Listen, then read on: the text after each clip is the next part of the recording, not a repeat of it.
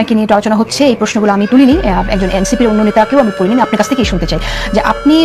ব্যাংকের অফিসার থাকা অবস্থায় এনসিপির রাজনীতির সাথে সম্পৃক্ত হয়েছেন, পদধারী হয়েছেন এবং ঠিক মতো অফিসও করতেন না, অসুস্থতার মিথ্যা কারণ দেখিয়ে দিয়ে আপনি অফিসে যাননি, একাধিক স্টক শো করেছেন, সেই সময় চাকরিতে না এসে টানা আপনি 15 মাস বেতন নিয়েছেন, এই অভিযোগগুলো আছে। আরেকটি অভিযোগ আছে, ছাত্রলীগের নেতার মাধ্যমে ঢাকাতে আপনি অবৈধভাবে পোস্টিং নিয়েছিলেন। আপনার কাছে আচ্ছা, দেখেন, আপনি আসলে মনে হয় কোনো বিএনপি অ্যাক্টিভিস্ট একজন, যিনি বিএনপি থেকে মনোনয়ন প্রত্যাশী ছিলেন এবার, এবং মনোনয়ন পেলে সম্ভবত উনি সাংবাদিকতা ছেড়ে দিবেন, তার পোস্টটি হচ্ছে উল্লেখ করলেন, যেখানে আসলে মানে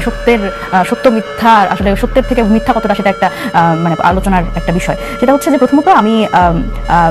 যখন আসলে এই চাকরিটা করি সেটা হচ্ছে আমি মানে কোনো ছাত্রলীগ নেতা কেন, আমি একদমই যেটা অ্যাডমিনিস্ট্রেটিভ যে বিষয়, একজনের বদলি হওয়ার যে সিস্টেম, সেই সিস্টেমে আসলে বদলি হয়েছে, ছাত্রলীগ নেতার কোনো সহযোগিতায় বদলি হওয়ার কোনো সুযোগ নেই প্রথমত। এবং দ্বিতীয়ত হচ্ছে যে আমি এখানে